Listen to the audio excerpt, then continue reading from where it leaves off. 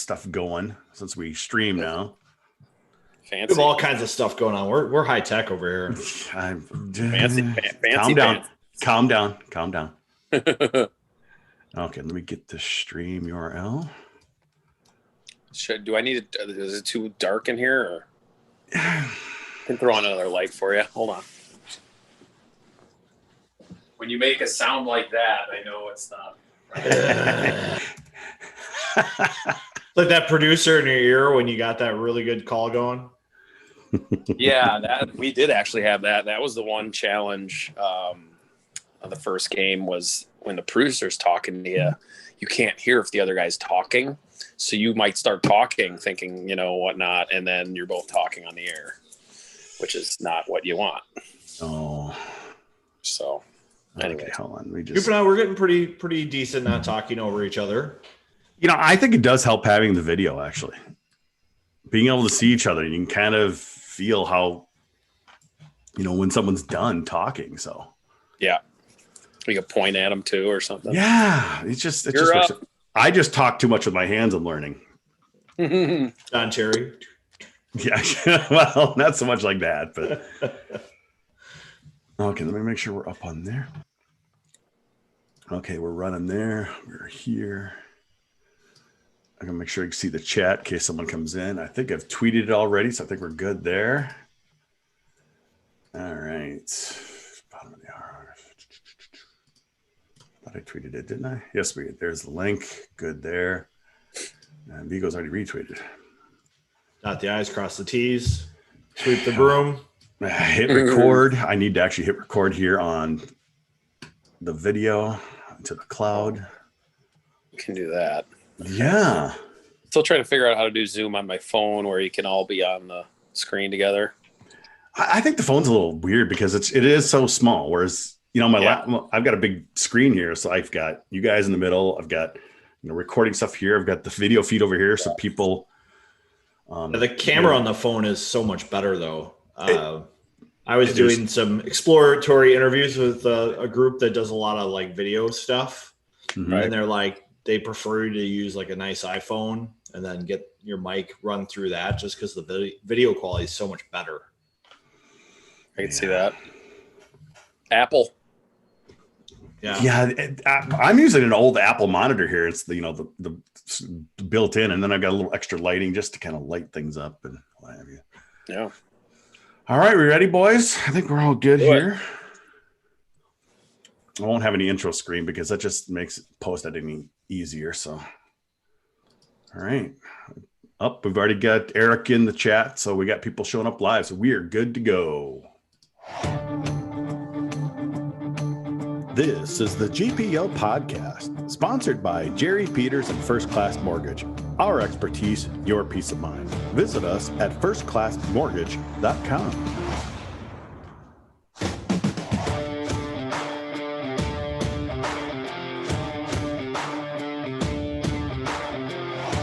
Now, here's Jupe and Vigo.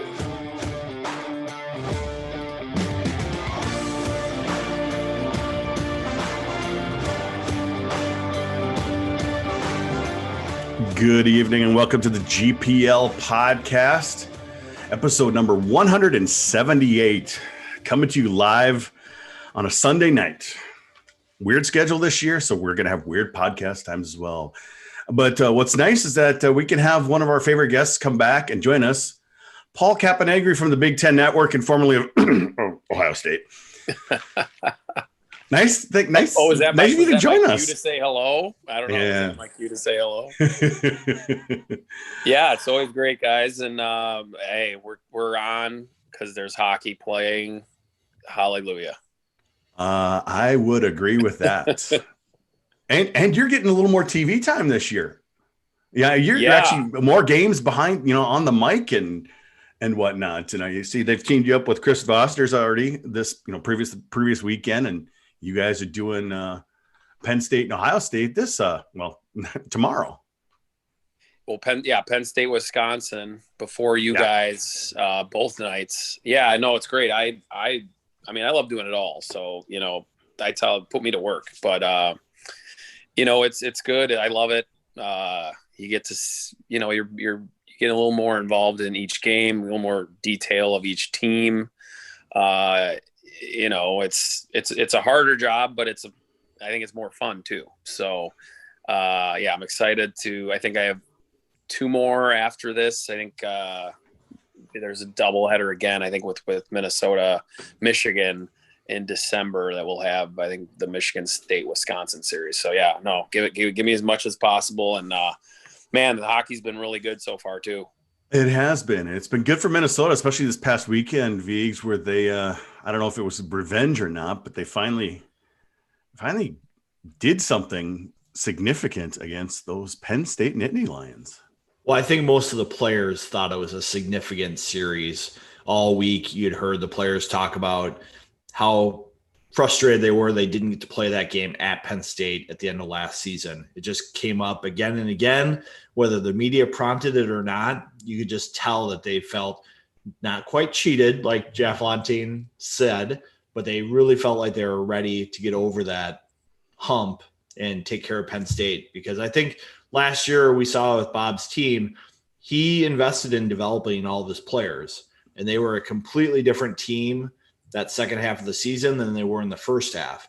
He had invested in them. So that team that gave up all those goals in that first series at Mariucci was not the team that went out there to play at the end of the season. And I don't think would have been the same team in the playoffs playing there in an elimination game. And I think we saw all that investment pay off last weekend. You saw a pretty veteran team ready to play. And Cappy, we know that Penn State lost a lot of players from last year's team, which is very unfortunate for them. You know how their season ended, after having such a good team. I thought they were a little outdone, definitely on Thursday. Friday, they did pick it up and play much better. Yeah, I was able to watch that game a little more thoroughly, and they did look better. I think there was a big discrepancy, I think, on Thursday in faceoffs. Oh, yeah. Which is, it's very, that stat, it's brought up, but I think it's very underrated because, you win the faceoffs, you have the puck, you're not chasing it. And, that's a big one, especially for a younger team. When you don't have the puck, you're kind of like, okay, what am I doing out here really? If you're chasing it all the time. So, I think, Viggs was right. And I was upset last year. I was supposed to be between the benches in that Big Ten semifinal. I'm like, got to be kidding me here. But I think it was going to be interesting on both of those semifinals. You had 2 teams coming in Michigan and Minnesota, against teams that had the veteran guys and teams. But, we move on to the next year, and I like the way the Gophers played. Yeah, Penn State, they're a little green, and, there's not going to be a lot of time. You don't have a lot of non-conference games to kind of get your feet wet or anything. You're right in there for Big Ten right away. And when you go to the Gophers and you have a lot of freshmen and they're playing on this bigger sheet ice that they probably aren't practicing on at all. And you could definitely see on the power play that, Minnesota had their way with them a lot last weekend. And it's probably the trickiest part of when you go into that bigger rink is keeping your spots the right way, because you have all that extra ice. And I think that can, that plays with tricks on your mind the most. Well, like you guys said, the faceoffs were quite a difference that Thursday night, Vigs, and then much better Friday. But I would say there was just a lot of those intangibles that the Gophers were doing. It seems like they were really aggressive on their forecheck, and it wasn't like past years where they're always seem to be kind of like that step too late. They seem to really clog up Penn State in their defensive zone. Yeah. In years past, I've had the good fortune to be able to watch them practice and prepare for playing Penn State, for all the pucks they throw behind you, for all the forechecks and guys they fly out of the zone, how much pressure they put on you. And Minnesota had been practicing for that in years past. It's not like they came into those series unprepared, but they knew how to execute this past weekend. And I think that was the big difference. They were in the right spots. They were above pucks. They were in the middle of the rink. They made Penn State have to go to the side and slow down. The defensemen never got split up the middle. You just saw all those intangibles pay off because they knew where to be, and so they could play faster. It's a little bit an inexperienced Penn State team, but Minnesota executed their game plan. And Viggs also, I know it's one thing you were mentioning as well, is that it wasn't just the veteran defensemen. It was some of the new guys who were very calm and patient with the puck. Yeah, I thought Brock Faber looked fantastic in his debut. Super confident, low panic point, held on the puck when he needed to, in the right spots, didn't skate himself out of position. It was fun to watch him get right into the play. I think Castor's got a little bit more learning to do about what he can get away with at the Big Ten level, but definitely they fit right in really nicely. All right, so we got some questions coming in already from our chat. Ryan Davis, he wants to know, hey, Cappy, what's your favorite arena in the Big Ten, and what's your kind of favorite moment while broadcasting? Oh, that's interesting. I think my favorite arena is mostly because of the student section is at Happy Valley and Penn State. Oh, okay. Man, they pack that section in, and it's really steep, and they're right on top of the visiting goalie in the first and third. And it's such a, like when, I heard they did a lot of, research and how should we make this arena. And I don't know if you can make much, more perfect for the size for a college arena. It's about 6,000, maybe go a little bigger, but the way they put that student section and the way they pack it. So obviously you got to pack it to make it look that way, but probably the most fun because they're pretty interactive. And then, broadcasting and oh man, I don't know. I honestly was going to be the semifinal being between those two benches. It was like, man, this is going to be awesome. I think it was going to be Dan and Dave Starman were going to be up in the booth. And then I was going to be right there between. That would have been the one. And it's obviously because it was the semifinal too. I hadn't done a playoff game yet. So one other cool one was when Minnesota beat Wisconsin. I was between, it was Dan and Ben up in the booth, and I was doing kind of like the Brian Boucher role between the benches for that. And you guys the Gophers beat Wisconsin to clinch the Big Ten regular season title that game on senior night against, obviously your biggest rival in the Big Ten. So that was probably the coolest broadcasting moment that I actually got to do. Well, one thing we have this season is that there's not a lot of people at the rink. You've got the camera guys there, but the broadcasters are at a studio somewhere. And it's kind of leads into one of my questions from Drew Cove, our boy Drew Cove, who's been a guest on the show several times. What's your biggest challenges in broadcasting away from the rink?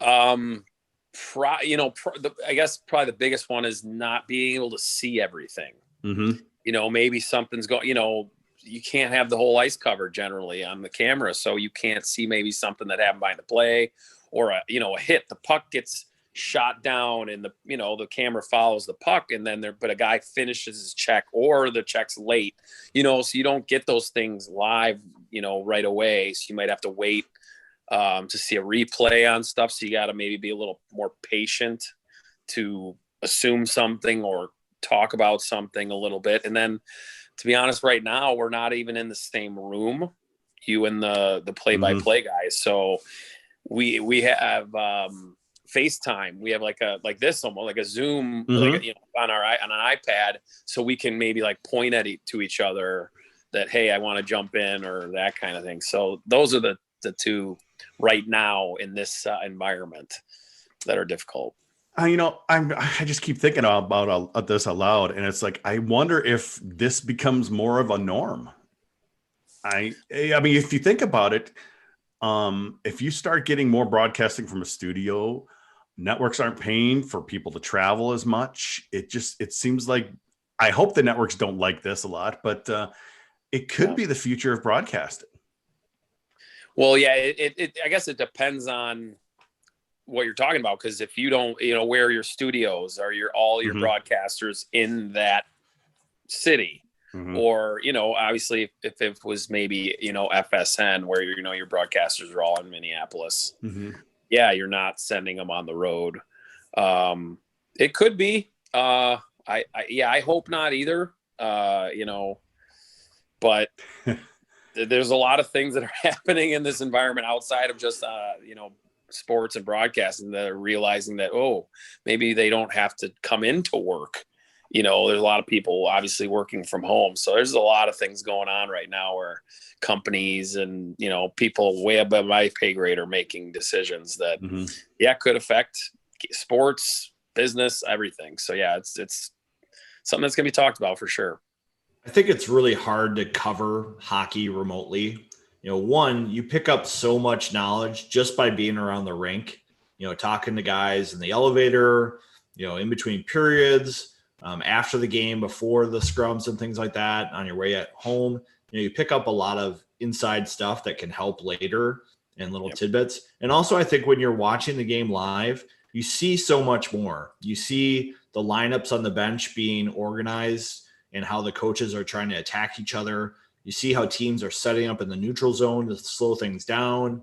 You know, it's just hard to get that stuff on TV. I get kind of frustrated sometimes because it's hard to keep track of the ice time for certain guys and how guys are being used because you don't see that stuff on the bench. And that's something I'm missing because it's like I was expecting, you know, the Gophers top 4D to play a lot on the second game, but it was hard to tell watching on TV because you kind of lose track of it. And it might be a little harder to read those numbers too, Vigs. Those throwback uniforms numbers were not easy to read. I love the unis. I mean, I do, but for one thing, you also had players a couple players or one or two players change their numbers this year. And I was like, who is that? And what? I can't quite see their number. It wasn't great for television, those new retro uniforms this weekend, Vigs. Yeah, you have to pick up on the skating styles of a couple guys. You can tell that Castor kind of hunches over a little bit. He's a little bit smaller. It's pretty easy to pick out Stoddicker and Brinkman. You know, you just have to look for skating styles a little bit for guys. It's weird. It's definitely weird. Oh, let me take a look. Okay, I know we get some Twitter questions here. Oh, Tim Hapke. He's kind of talking about, you know, I think you even retweeted this from Instagram earlier. Tim Hapke, with the Weber's injury, do one of the extra D-men start to practice at forward, or do they start picking up someone on the transfer portal? Because, you know, Weber, it looks like is going to have, what is it, back surgery or something like that, Vigs? Yep, he posted on Instagram that he's going to have back surgery on Friday. You know, he had all those eye injury and surgeries last year that kept him off the ice, and this is just another hiccup for him. You know, any kind of back injury, it's going to probably be a long-term thing for him. Last year, they did have Sam Rossini practice with the forwards at the end of the year. You know, he's a senior, big guy, could probably fill in if they had some issues and needed to get some help, but I don't think they're going to be doing too many major changes. I don't think so either. I'm not sure where he's going with this, but Ted Schmanke, he's like, can anything be done about the really bad calls? Sounds like a really rude there. You know, former Governor Arnie Carlson used to write nasty letters to the NCAA and whatnot. Who's that directed at? It can be directed at any one of us because, you know, we're all fans too. We see terrible calls. Sure. A lot of people might have even complained about that empty net thing that happened the other night for the Gophers, but I don't think he had possession of the puck yet. So, well, how did you feel about that call? Because a lot of people are saying, "Ooh, that could have been an automatic goal." Vigs. I don't think it's an automatic goal. I heard the radio call by Mazzocco and Shaver. They're a little one-sided. So if that's where you're getting your perspective on officiating, hey, that's their job, right? Exactly. You know, Glenn Sommore probably would have screamed bloody murder on that one for longtime listeners. You know, the calls are going to be the calls. Anytime you're a hockey team or a hockey player, you have to make sure that you don't let the officials be a difference maker, and you just have to rise above it. It's going to be a challenge. It could be like bad ice or bad bounce. Don't put yourself in position to get bad penalties, like where you raise your elbow as you make contact with someone. It doesn't matter, you know, how you didn't try to do it, but if it happens and the ref's looking at it, they're going to call you for it. If you put your stick near somebody's skates and they step in it, they're going to call it. So you just can't have those mistakes happen. You know, Cappy, I'm kind of wondering if the referees this year, I mean, they're only hearing people from the bench. They're not hearing a big crowd scream at them when they missed a call or something. That and then might think, oh, I might want to do a makeup call. They're not kind of hearing that. So it might be a little psychologically different for the refs because they're used to getting bludgeoned out there by the crowds. Yeah, I think, yeah, right. Yeah, the thing now, though, they're hearing so well is they're hearing every player and coach very well. Whereas, the coaches could get muffled in that, crowd noise as well. But right now, I mean, even the TV's picking things up. I've heard a few, coarse words that they were probably hoping they could have got out of there so far. But, there's been a couple plays that a couple hits. I know it was our first broadcast was the Michigan-Arizona State game. And, it's such a tough call, like Eric was talking about with the hitting, and you're keeping your arms down. And, man, when a guy's skating and he has the puck and he's lurched way over and his head's at like waist level, like what is a guy supposed to do? Just let him, free go by. But if you hit him, even with your hands down, it looks really bad. And it's a, head contact, and it's like, what are you supposed to do? It's just a lot of, and I get it, safety is for sure the most important thing, but there's just a lot of tricky things out there right now, and it's very difficult for referees, to be honest. Well, I think Don Lucia always said the difference in the amateur and college game from the professional game is in the professional game, you can blow a guy up to send a physical message. In college and amateur sports, your goal should be to separate them from the puck. If you're going to go above and beyond separating them from the puck, you're putting yourself at risk for getting called for a penalty if the other player is defenseless. Right. Yeah. I mean, there's a lot of gray area right now. But like you said, it'd be interesting to see it. Refs do it. They're human beings. They do makeup calls when someone's had two in a row. They're looking for the smallest little trip on the other team. It's just human nature to look for that. It's just always been. That's why I love referees all through my playing career. I think it's also interesting too, is that the coaches are going to have to learn to maybe button their lip a little bit. They're used to yelling and like you mentioned, getting drowned out by the crowd, but now you're going to hear the coaches as clear as day, and they need to be careful of getting bench minors here. Yeah, I think there were a couple of NHL coaches who commented about that in the bubble, as they had to watch themselves, not only for that, but for going too hard after their own players. If they see a player make a mistake on the ice and they get too upset, maybe you change the confidence of your own players. Bob even talked about that in the first game. He's like, oh man, I'm coaching like it's mid-season. It's opening weekend. I've got to calm myself down a little bit because you want to coach, you want to make your players better, but at the same time, you got to let them play, especially this early. Well, I kind of wanted to get back to the Penn State series here a little bit. We talked about how well Minnesota did that first night, Viggs, and they really kind of locked down Mr. Limoges. He was a -4 on the night. He was even, Friday night, but Thursday night, it was a rough night for him. And he's like one of the guys who needs to be strong for Penn State in order for them to not finish in last place like they were picked to finish. Well, I think it was a good strategy by the Gophers to play a possession offense against him and force him to play defense. Bob said, that was one of the game plans going into the weekend, is put guys out there who could be heavy, kind of that Sorensen Myers type player where they grind it away and they get the puck deep and they make them play at the non-fun end of the ice. Mm-hmm. And then on the flip side, Cappy, you got to see a little Arizona State and Michigan State this past weekend.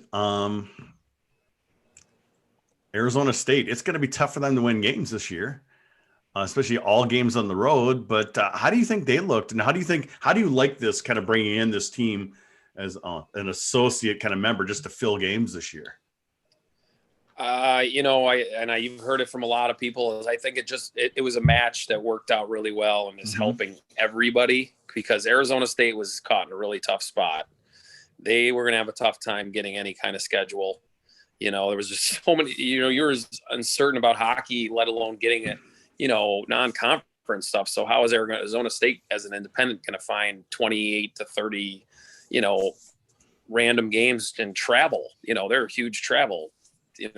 Whether they're home or away, someone's going to travel a lot. So And then it gave Big Ten to get 4 more games. You're playing 28. That's hey, you're trying to get as many as possible besides a 24-game conference schedule. So I think it was a perfect match as long as, and the Big Ten and the Pac-12 have kind of the same guidelines in terms of safety rules and all that kind of stuff. So they're on the same page there. So that, and in terms of that part, it worked out really well. I think it's going to be tough for them.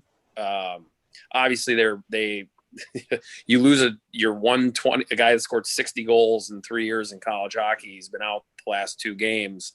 That maybe would have swayed him a goal or 2 here and there. Maybe they would have split with Michigan State. But it's going to be hard. They're staying on the road the first 8 games. So they're going to be on like a 23-day road trip. That's not easy, So, it's going to be interesting this year because there's no pairwise. It's an eye test thing for NCAA tournament, and that's really all they're playing for. So, can they build and get better? I think they will, but it's going to be tough because all their games are hard and on the road. So, it's going to be a tough task for them to go 500, I think. Yeah, you talk about the NCAA tournament. Right now, I want to get to January. Well, I guess I was speaking in if we can get to January and hopefully for Norm. Yeah. It's gonna be tricky, obviously COVID cases are really skyrocketing right now.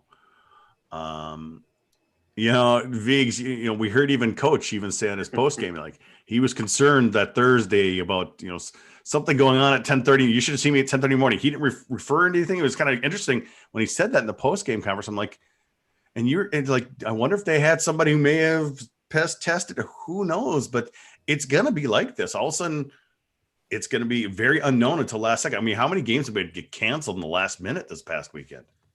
Yeah, I mean, we've seen it all around college hockey, college football. It's difficult. Part of the things that make me wonder about a 10:30 meeting, does somebody have symptoms and they're not sure yet? Is somebody coming back from a COVID positive test and they need a negative test that day to play? There's a lot of things that could be the topic of a meeting at that time of day. But he did say everybody for Penn State and Minnesota tested negative and they were good to play. And he was looking forward to it. And I think that's one of the reasons why they're trying to get these games in such a short window. Like we're seeing Minnesota play Penn State, now play Ohio State. They'll take a little break, and then they'll go on their other 4-game trip here coming up. And one thing we're just not going to know, Cappy, is that a lot of these players all around college hockey may have already been sick, and we're never going to know this. We heard just recently that Coach Motzko had it sometime this year.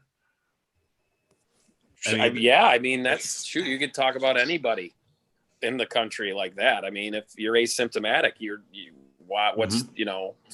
might have had, you never know. You never knew you had it. So, and especially these young athletes, if they're healthy guys, there's a good chance that they're going to be asymptomatic or barely have a sniffle or anything. So, and that's been the whole scary thing about this COVID thing. I mean, that's what it's been so scary. I knock on wood tonight that we're playing tomorrow. It's that's all you can do. And like I'll knock on wood again, is it's been really good so far. And I think these kids are they're realizing how bad it was, I think, where they're just sitting around and not playing and not knowing, where they're like, the coach has to say, hey, we got to be grown-ups here. If you want to play hockey, you've got to live a quarantined life right now. Because if you don't, all it takes is one person and then it can run rampant. It's crazy. It's sad to say that. But so I think these kids are doing a good job of being disciplined right now. They want to play hockey. They're going to the rink. They're going home. Classes, I think it's mostly online for most schools. So, hey, you do that stuff. Most of their food is taken care of for them at the rink. I mean, it's just amazing, the setup. I'm jealous of it. 20 years ago, I'd love to have all that. But I think they're making it as easy as they can to try to keep it safe. And they want to play. The coaches and the staff want to play. The game's going on too. So they're trying to keep it as easy for these guys to stay separated from people as they can. It's going to be interesting. But, the one strange thing about all this COVID stuff is that we just played Thursday and Friday. Now we're going to be playing Monday and Tuesday. and then we kind of get a little break there, and then they're playing a Thursday, Friday, and a Tuesday, Wednesday. So it's going to be these weird, odd schedules, but it's just adjustments that the league is trying to do here, Vigs, to get through this, at least the first part of the schedule. Yeah, and I think we're going to see that second part of the schedule come out pretty soon. You've heard Bob talk about it. They had to figure out the basketball schedule, which just came out in last week. So now that they have that piece, they'll be able to move forward. I think one of the biggest things for these players is the uncertainty of when the season was going to start. It's hard to be disciplined when you don't have a goal. Just think of everything you've done in your life. Unless you have a goal in front of you that you're working for, it's really hard to be on the hamster wheel. And so giving these players, a wedding date with a ring, as Bob would like to say, is really important to keep them focused. And, I think with a veteran team like Minnesota, it's helpful for them. With Ohio State, it's going to be a little bit of a different team this year, isn't it, Cappy? Yeah, I think. Obviously, we don't know. We don't know yet. They're the only team. I was, texting with Leanne. There's SID today. And yeah, they're the only, she doesn't really know. I mean, obviously she isn't in tune with the team, per like a coach, but yeah, they haven't played. They're the only team that hasn't played yet. So I think that's going to be an advantage for the Gophers, obviously, especially early on. I think the biggest thing they got for them is in between the pipes. They got, aside from Strauss-Mann, or maybe equal to him, probably the two best goalies, or at least returning goalies, at least on paper right now. So I think they can start in goal and go from there. And I think they have 3 transfers coming into play as well. So, you never know with those guys. I mean, transfers, you look at Bedun right now is doing well for Wisconsin, but they did the same thing a couple of years ago and it was a disaster in that. So, yeah, I think it's going to be interesting. I think they're going to play the same style. They're going to be the same type of team, goalie, defense, keep it low scoring if they can, not beat themselves. So those are the things, the Gophers are for sure going to be the higher skill, higher speed team, but that's, who knows with the first game when they haven't played yet. So it's going to be interesting. I'm looking forward to it. Yeah. It's weird looking at their roster, not seeing Joshua and Lisinski and Mason. I feel like those guys played with you. It's funny. We were talking about that with Lewandowski with Michigan State. And when you have success as a freshman and then you end up staying for 4 years, you seem like you're there a long time because, generally the progression is you slowly build up and then you become kind of a name sophomore, junior, senior year. But if you're a name your freshman year and you end up staying 4 years, you do seem like you're there for a millennium, Forever. Yeah, they lost some defense. That's a big, they lost Miller and Eggy and was it a couple of at least 3 or 4 defensemen. So that's where I think Minnesota with their speed and their veteran forwards. And I love the way, Ben Myers is just a sophomore, but he even as a freshman, he seemed like he was playing like a grown man. So, with McManus and Reedy have just, they've gotten better every year. And then, you got Sammy and McLaughlin. I think McLaughlin is a guy that I think could be really good. And I think if he gets a little more consistent, could elevate to maybe the top forward on that team at time, so there's a lot of wealth of forward riches there. And it's going to be interesting to see how if they can exploit the young Ohio State D. Well, hold that thought on McLaughlin, because I've kind of got some things on him. And I think, Vig, you might have some insights. But before we get into that, we need to talk about our sponsor. Hey, fellow GPLers, this is Jerry Peters from First Class Mortgage. Interest rates are near all-time lows and property values are on the rise. Lower your interest rate and remove monthly PMI at the same time to save thousands of dollars. Or use the equity in your home for debt consolidation and home improvement. The housing market is still hot, so make sure you're prepared by getting a pre-approval letter from me before you start shopping. Mention you heard about me on the GPL podcast and receive a $300 closing cost credit. Some restrictions do apply. Call me today at 612-940-3291 or visit firstclassmortgage.com to fill out a free online application. My NMLS number is 480200. First Class Mortgages is 322-842. This is not an offer to lock into an interest rate agreement under Minnesota law. First Class Mortgage is an equal housing lender. Of course, thanks, Jerry, for sponsoring the GPL podcast. And, I like how you mentioned Blake McLaughlin there because, Viggs, I know you're kind of like, you kind of felt he really needs to get his mojo back and get playing well. And maybe he just needs to get that first goal or something like that. But he's been struggling even since, times last season. This is like his turn to step up, isn't it? Yeah, Blake is a real streaky player. When he's on and engaged and being that kind of fiery instigator type player, he raises his game to another level. So when he's feeling it and engaged, he can be a really good player. But the problem is if he gets frustrated or if he gets disengaged, he can be behind the play a lot. He can be taking a little bit of battles with guys over the ice that really don't affect the play. And so he's got a big roller coaster game to him right now. And if he can get headed on an uphill track and keep building on that, he can be a really effective player because, as Cappy says, when he's on, he's really good. And that's going to be the key. We've been talking about this on the previous podcast, Cappy, is, Minnesota and, the coaches said this, they need those players like that to step up their game. A group of guys step up from last season and just kind of take the reins and show us what they got, basically.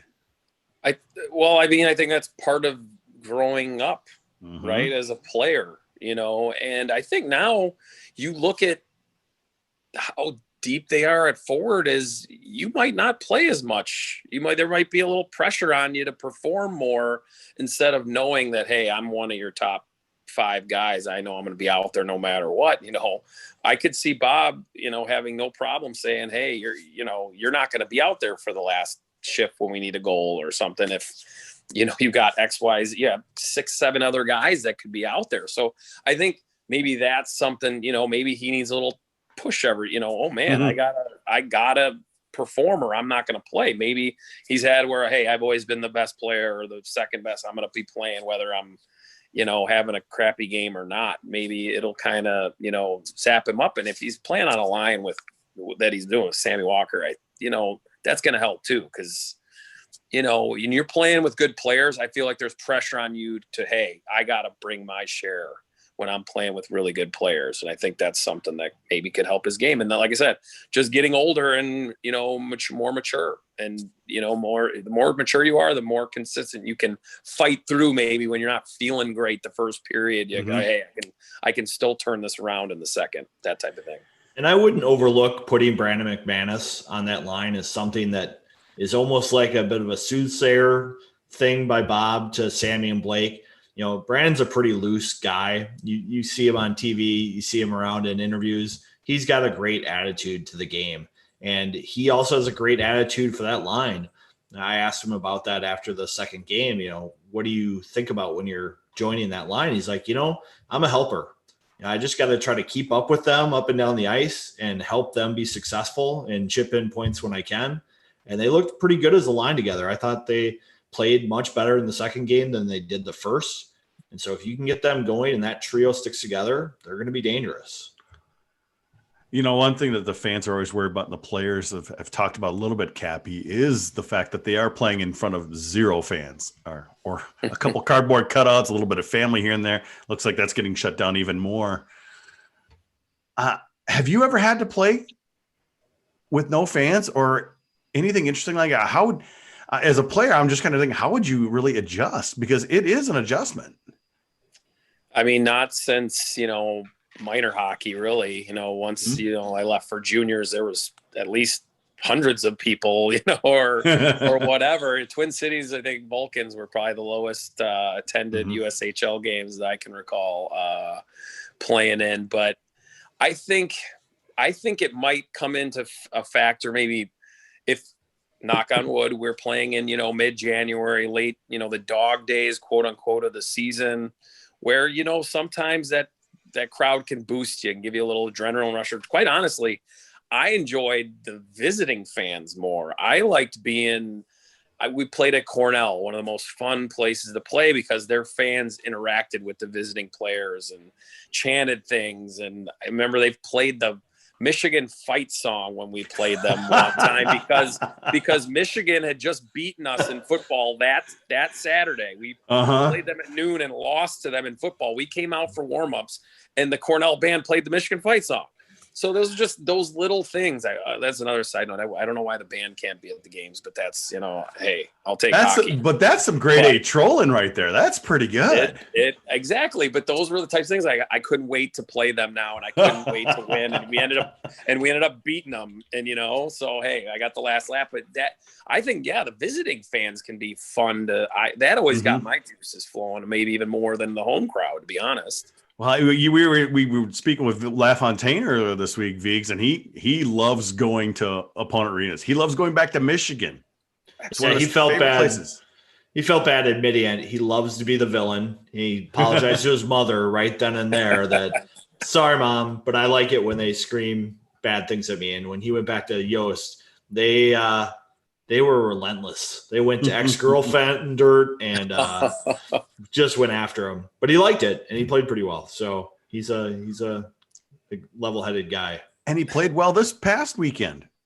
He played great. I think playing 4 games in 6 days is a lot to ask for Jack, even a physical specimen like himself. But he played really well, and I think Bob really wanted to make sure he took care of business with Penn State to start the season, just because it's been such a sore spot for his program against them, that when Jack came out and played well the first night, he's like, I'm going back to him. Said he's probably going to go to Mo here in one of these next 2 games. But we'll see. And it's interesting because these are more like NHL type of schedules there, Cappy. In college, you get used to those 2 games a week, and then maybe you get turn of time. You get, you might play 3 days but this is, 2 days, couple days off, 2 more games. It's an adjustment, but these kids are young, so I don't think it'll be a huge deal. If anything, that might actually help Ohio State a little bit. They haven't played a game, but like I said, Minnesota just played a game a couple days ago, so they might be a little gassed. Yeah, I think that it's so early in the season that it's going to be, and plus, I mean, it's mid-November before they played a game. So these guys have been chomping at the bit to play games. Yeah. And at this point, you practiced enough. You're ready to play. So, the thing that'll concern you down the road is injuries, obviously. If you're playing, Friday, Saturdays, a lot of times you might be bumped and bruised and you couldn't play 2 days later. But if you're playing 5 days later, you're okay. So I think now we'll be okay. And I think with Ohio State, that game, I think Minnesota's opportunity for sure is the first night, where Ohio State's might be the second night when they're generally fresh, and Minnesota's in their 4th and 6th nights. But yeah, I don't think it's going to affect teams too much now. Let's see when that second half schedule, again, knock on wood that it's happening. So let's see what that schedule looks like. Because then if you're doing that more for 2.5 months is different than if you're doing it for, the 30-ish days they're doing it right now. So I think everyone's going to survive pretty well now, granted, barring injury type stuff. But in terms of just the gas, I think guys will be okay for this first stretch run. And it is a little bit different, Viggs, because, we played Thursday, Friday. They're playing Monday, Tuesday. Then they really have a week and a few days off. So it's not like it keeps a grueling schedule.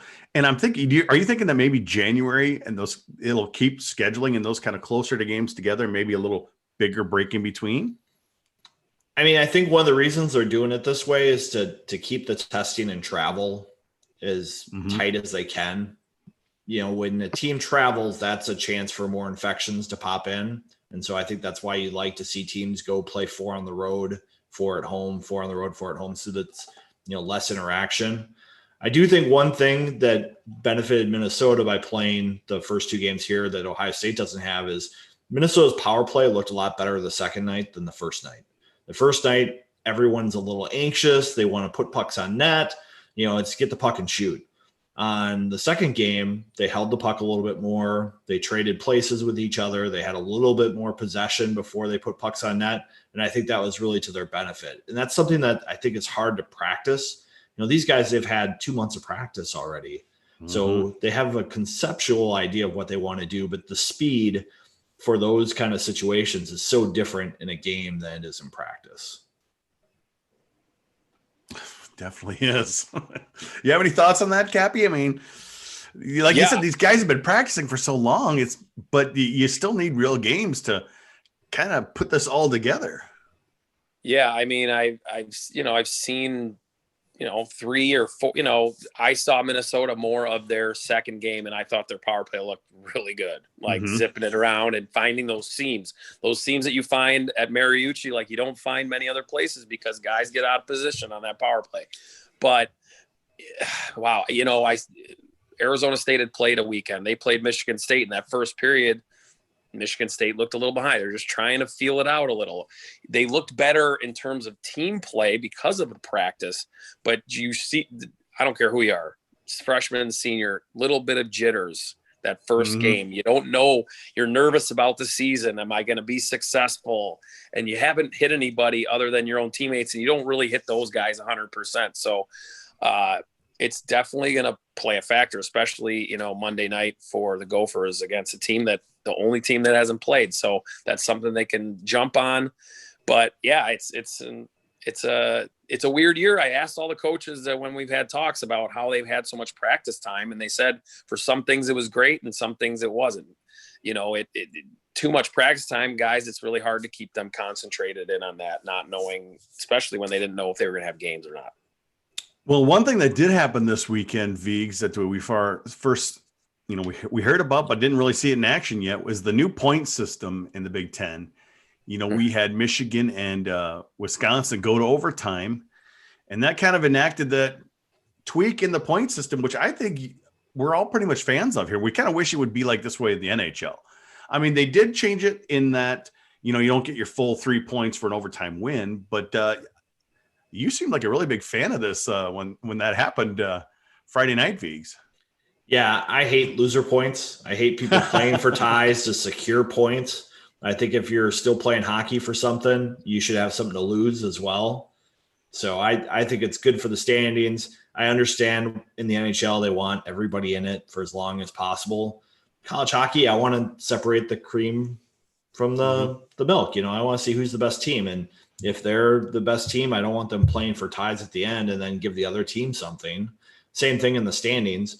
If I'm looking for someone to come out of a series, I don't want extra free points going to those teams. I want everybody to earn it. So I think it puts a little bit more clarity in the standings. Do you wish the NCAA would do something similar? Yeah, I think so. Because technically that was a win for Michigan and a loss for Wisconsin since they won in the first 5 minutes of overtime, correct? Well, I think they were planning on doing some sort of weighted thing, pairwise thing for overtime wins and losses. Oh boy. It's so, it wasn't much, but it was something. I think you should be giving the winning team a little something extra than the losing team. I don't think it should just be a straight tie. You're still playing hockey. Yeah. What are your thoughts, Cappy? I'm glad that they're all on the same board in terms of the rule. Everyone's going straight to 3-on-3 now in the NCAA and overtime. I think that's important to be on the same page. And it was just too much, quite frankly, too, with having – I know the network – for me, it doesn't matter, but the network didn't like how games were almost 3 hours for some of them. When you go to 5-on-5, then 3-on-3, and then a shootout. And then the quality wasn't very good because the ice was so poor after playing a 5-minute overtime after a 20-minute period, and then you're going to play a 3-on-3. The 3-on-3s weren't very good a lot of the time. And I think teams too now are so adept at playing this 3-on-3 game. I know the Arizona State with Michigan State game that we did was a very boring 3-on-3 overtime, to be quite honest, because these guys have watched so many NHL games with it. They know hey, we're going to pull it out of the zone. We didn't like that. Let's restart instead of taking a chance and then, sending the other team on a 2-on-1 or a 2-on-0. That's not happening a whole lot now, but I'm glad everyone's on the same page, and I'm glad the Big Ten is the way it is with just the 1 overtime 3-on-3 right to it and the standings, the points. Yep. And the only people The only people who haven't learned how to play 3-on-3 are like Zach Parise, Nico Koivu, Ryan Suter. For all you Wild fans out there, they are staying out there as long as possible. Here we go. Well, there you go. I just had to take that shot. You had to go there, right? There's so many Wild fans who love that, but the players know how to do it. It's a slower game, but it's still fun to watch in the OT. And I thought it was a great ending to that game because it was late in the overtime, and the Michigan player made a great move. It was a great move, and it was great patience by him. He ended up having an open net, basically. I thought it was fun. So yeah, no, I mean that's what's kind of scary about Michigan this year is they're very young, but these young guys aren't playing very young, and they're poised with the puck, and they probably benefited the most of all the practice time, if I were to guess, of any team, is because those guys got a little extra time to get some chemistry with guys they hadn't played with before. But yeah, no, they're going to be dangerous all year, and you know what's different between that team and years past is they have a goalie now. And that's going to be the biggest thing for teams to get over is not just the skill, but they got a great goalie in the back end. And I think another thing that'll be interesting to see is how college coaches adjust to those young players, because you always see it in baseball is you see how a player likes to hit, and then they don't see that anymore. So players, they'll see certain forechecks or they'll see some sort of neutral zone configuration that they're very comfortable with, and there's others they're not. And I know when Minnesota prepared for Quinn Hughes, there were very specific game plans for how to keep him out of the center of the ice and how to keep the puck off his stick. And so when you start seeing these young players have some habits on the ice, these Big Ten coaches are pretty smart, and they'll start to come up with some game plans to slow them down. And that'll be fun to watch over the season. I think we saw that happen to Sammy Walker his freshman year. Coaches started to play him a little differently, and now he has to adjust. And those elite players, you can't stop them one way. They'll find another way to be successful. And it takes time for that to happen, I think. And we even talked about that, in those previous years with Quentin Hughes, is that they did an excellent job of shutting him down. He wasn't as dominant as he was against other teams that he played against. Yeah, Minnesota had some veteran players on their PK, and they were able to kind of slow them down a little bit. Yeah, that's the question with them is they've got like so many 8 of those guys. Last year you could see it so many times with Quinn Hughes. I mean, he did not belong in college hockey 2 years ago. I'm sorry. I mean, look what he did in the NHL his rookie year. I mean, he almost was trying to do way too much, and guys would just sit and watch him as he tried to rush it up. And he was great at doing it. But even in college, if you got 3 guys on you, you're not going to work at yourself out. I don't care how good you are. But yeah, this team, you're right. Players will get figured out, but man, they got a lot more guys that get figured out now than just a couple of guys. So that's where it's going to be difficult for everybody. And a good Michigan team is good for the Big Ten. Well, and I think it's good for those players that they have to figure out how to work with other players too. Sometimes these guys get to this level, they've been able to do it on their own a lot. And so they have to have that vision and that confidence in their teammates. And that's something I think's developed a little bit. Yeah. And I think that's why I said a little bit about how they've had extra practice time to like, wow, these guys on my line are good. I thought I was good, but no, they're good too. So I got to step up my game. And I think that's Minnesota's an older version of that.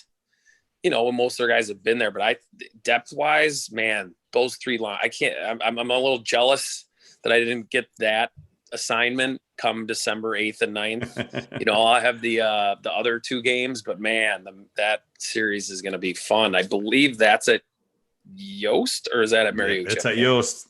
It's at Yost. Okay. Either way, the ice at both arenas is fast, and that's going to be awesome. That's going to be some must-see TV when that's. And actually, a note on the Michigan State series coming up. It's rumored that FSN is going to be picking up those games, folks. So, yeah, Anthony LaPanta is going to be calling those games, from what I believe he released on his Russo podcast.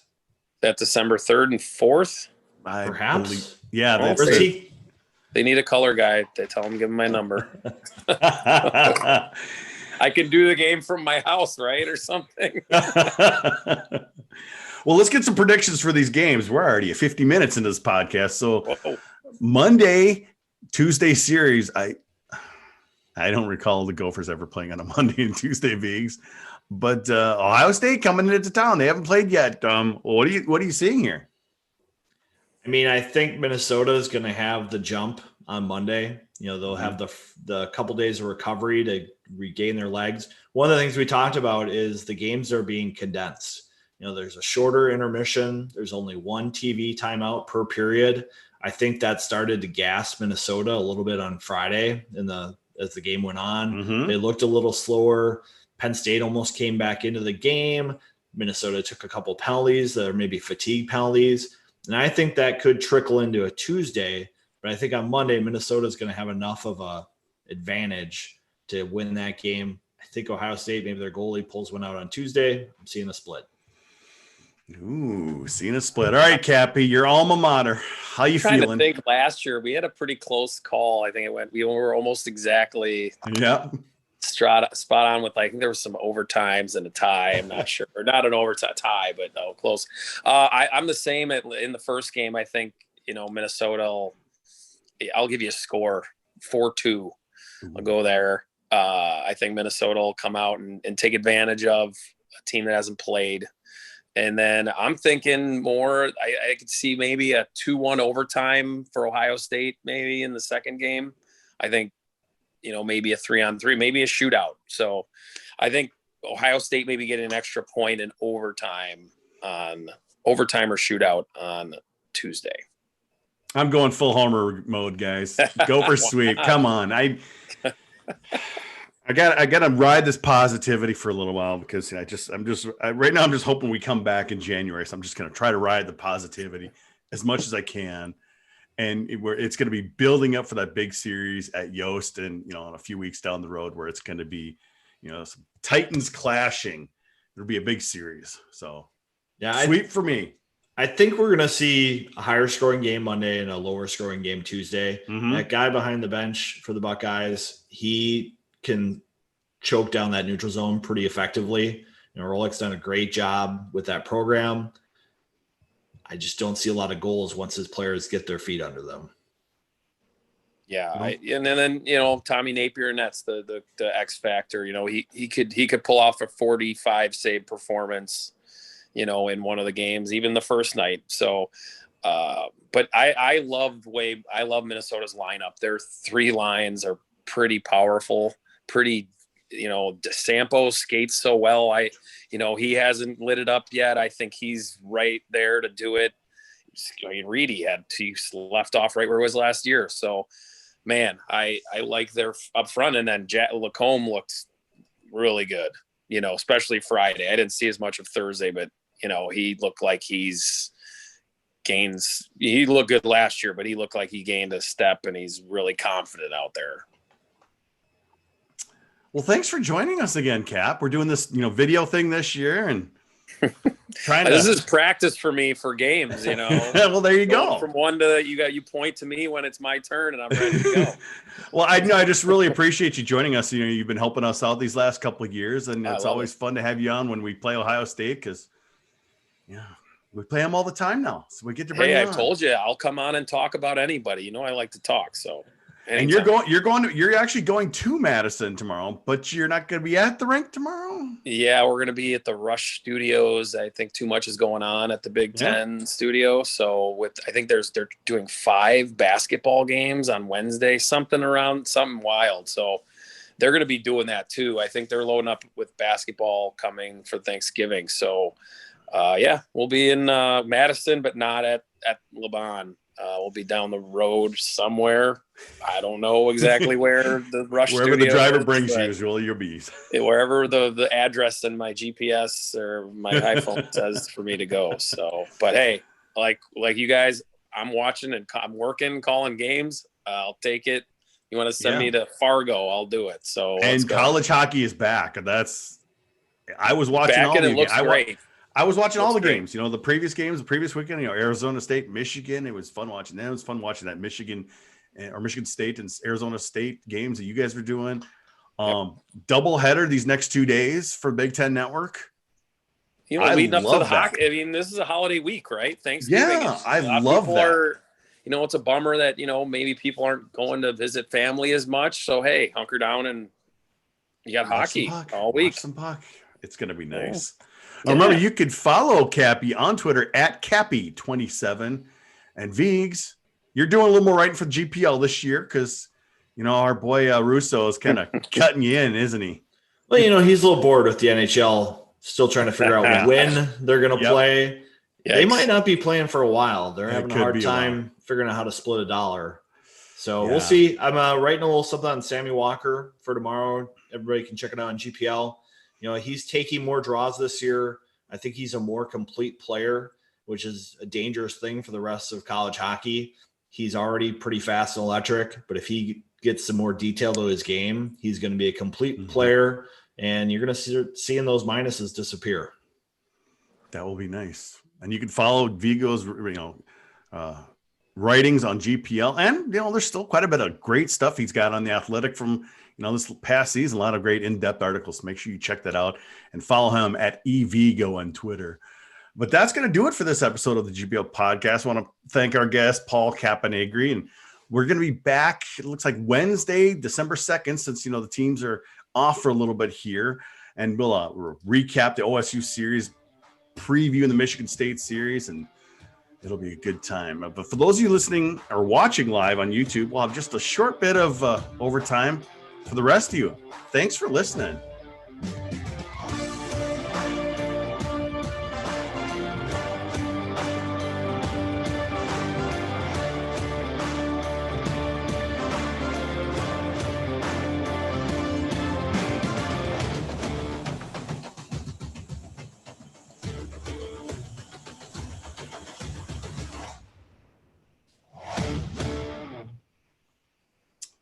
All right. Nice. That went longer than I thought it would. We always just get chattering, which is fine. I'm probably a cause of, I like to ramble. Hey, that's what we like. And I really do like the video. I think the video helps. It makes kind of a little smoother transition instead of when you can't see everybody. And like I said, people could see you now. Yeah, a little and face with the voice. And honestly, sending somebody a Zoom link is a lot easier than trying to connect and call on Skype, even though Skype sounds great. Yeah. I'm liking this. And I just sent you a link. You click on it. There you go. I'll be right back. I'll go right. He's going to get his beer. But it's kind of nice because then it's like you don't have to. I'm wondering if I should give you my email so for next time. Then I could do it on my computer. I don't know how I would have been able to do that. Would I have gone onto Twitter somehow? I guess I don't even have Twitter. Yeah, if you went on Twitter on your laptop, you probably could have just clicked the link from there. But yeah, I honestly don't even know my password to get into anything anymore. Everything is my facial. Oh yeah. Gee, I'm honestly it's like a phone number. Whose phone number do you know? It's crazy. I don't know. I remember my phone number from my childhood now. That's about it. And then my number, and then maybe my family, a few people, but that's it. Yeah. I don't even remember my home number for the last time I had a home number. Yeah, I just remember my childhood phone number. You remember your childhood number? Maybe a couple friends from childhood. I'll never forget some of those numbers. But yeah. Viggs, are you pouring a drink there? I am pouring a beverage. I was good all day, with the Vikings. I held off. I was drinking water. So I've got Vikings lost, right? To Dallas? Yes, Dallas. They did. Ouch. It was all those good vibes the Bears were sending them last week. Oh my gosh. I know. I just giggle at it because what was that? This is Depth of Fields. It's a fall IPA from Portage Brewing Company up in Walker, Minnesota. They started distributing here in the Metro. It's great beer. Cool. Yeah, I had I must have had a full bottle of wine and then went to the vodka tonics last night. Oh, date night, huh? Saturday night fun. Yeah. Well, then I turned on the movie 2001. Towards the end, that movie is really weird in the first place, and you turn on the end when you've been drinking. Yeah, it's a little weird. I probably shouldn't have done that. If you were doing some other kind of stimulations. No. But I'm pretty sure Stanley Kubrick was on LSD when he did those movies because, my gosh, it's a weird movie. Oh, yeah. It's like Clockwork Orange and those type of movies. Yeah, it's weird stuff. Yeah. Yeah, it is. Sorry, Vigs. Sunday nights, late night. No, it's okay for me. As long as I know we started a little later this year because your kids are getting older. I'm guessing they're getting a little more sassy too. I don't want to go to bed. Yeah. My 8-year-old gets really excited about the Vikings too. So he was in an emotional state tonight. He was like, how's this possible? Dallas only has 2 wins. I didn't think they were Welcome to good. our world. I was like, sorry, kid. Yeah. Gophers are going to be fun though. So.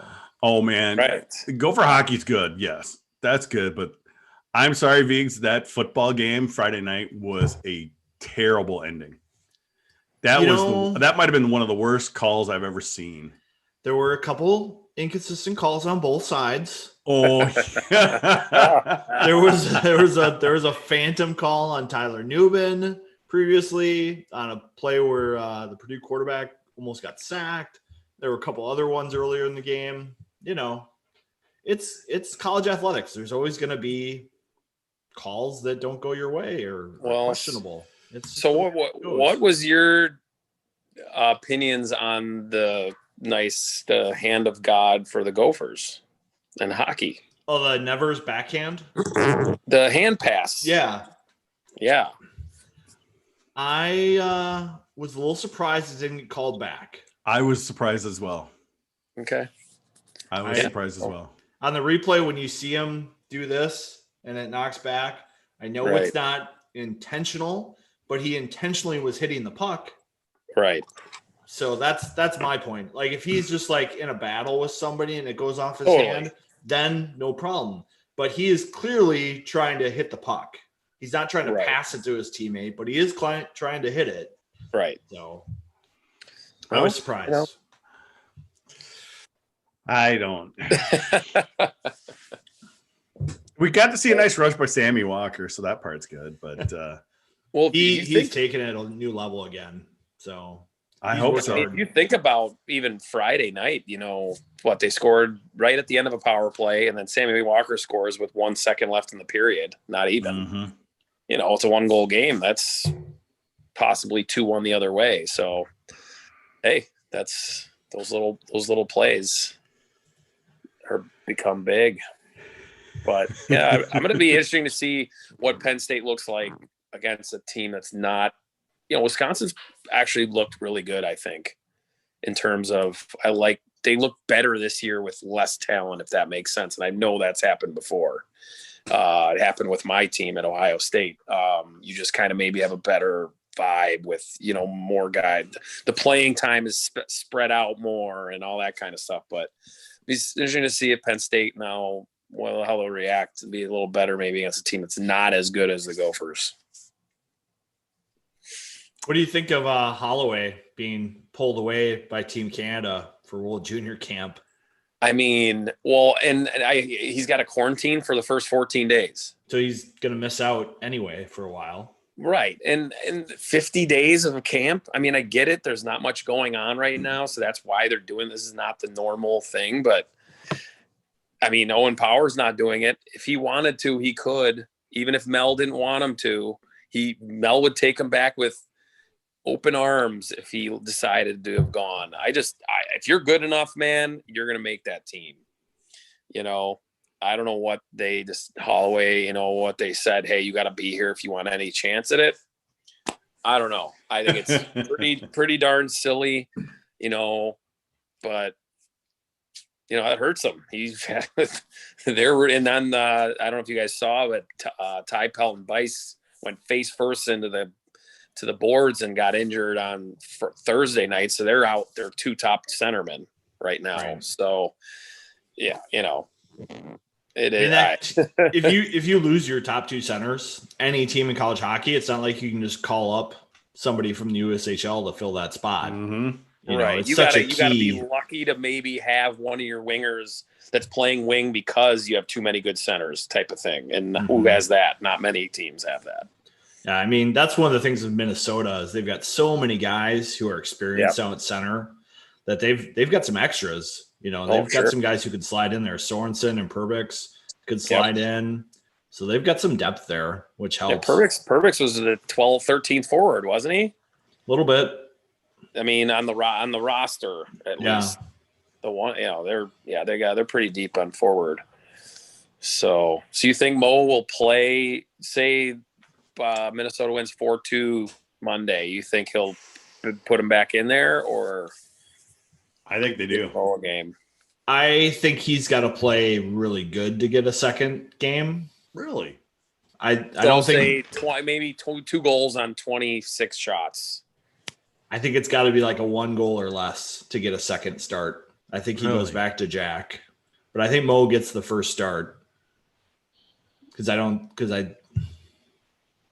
I think Bob wants to have a number one, right, but you gotta earn it. And so I think we saw this a little bit with Mo last year. Even when he played just kind of okay, he didn't get a look. That's the true. Next time he always went back to Jack. And if he pulled Jack in a game, he went back to Jack. Yeah. So I think he's got a lot of confidence. LaFontaine's he's a pretty vocal guy in the locker room. He actually got votes for captain his first year with the program. Yeah. I mean, he hadn't even played a game yet, and people are already looking to him as a leader. So I think he would like him to run away with it. But he's a fun guy. He loves doing the interviews. I like those crazy goalie guys with some personality, not just quiet and reserved. Now there's so many pictures of him out there, and when they won the Mariucci Classic last year, he's just screaming and yelling and all happy. And it's been a while since we've seen some emotional goalie here at the U, Vigs. Mm-hmm. LaFontaine's a treat, so I think he's going to get every chance to get the job. He comes off more as looking like a regular one of the guys on the team instead of that guy, the goalie, came in kind of over there. He kind of seems like he's one of the players. As weird as that doesn't sound, obviously he's one of the players, but the goalie's always been, especially in college when you're not, it's a quick turnover all the time. You're not a 10-year veteran on an NHL team. Of course, you're one of the guys, but he seems like he's right there with the boys. I don't know how to describe that other than that. So, I mean, that's good. And if the guys want to play for him, that's even better. So goaltending is pretty good in the league right now, man. It's come a long ways. I feel like it started with Cale Morris when he came in. That kind of changed the league. I mean, Shearhorn was a really nice guy and a pretty good goalie, but look at the numbers, and he was winning Big Ten goalie of the year compared to what, guys are doing now in the league. Is just, the league has evolved into a more goalie and defensive minded league. Who wins the league, guys? Oof. I think it's between Michigan and Minnesota. I think it is. I don't want to, and I don't want to sound like a homer either. You don't know what Ohio State's going to be. It's weird. You just don't know. Like, their roster didn't look that great. They had Lazinski back but they just win and they grind you and all that. So I'm not thinking them. It's definitely Minnesota and Michigan most likely. But man, these young guys, it's going to come down to those two and be really close, I think. I honestly think could be Strauss-Mann could be the difference. If he plays as well as he did last year, that could be the tiny difference. I looked at Ohio State last year, and I was like, they're a favorite to me. With all the guys they had coming back in key roles, special teams, all turning down pro contracts to play another year, I was like, this is a chance for them to do something. And I expected them to make a long run. But this year, I mean, I know they have some guys coming back like Napier and goal, but just the defense, I just don't know if they don't have experience back there. Right. And that's the thing with Minnesota this year. They finally have a player on every pair who's a game changer, who can handle the puck, who can get in the forecheck, who can start a rush, who you don't have to worry about when they dump it in, getting beat to the goal line. They're going to get back there. They're going to shoulder check, and they're going to make a smart play. There's a long time where those they go back there. There's no shoulder check. And if it's not.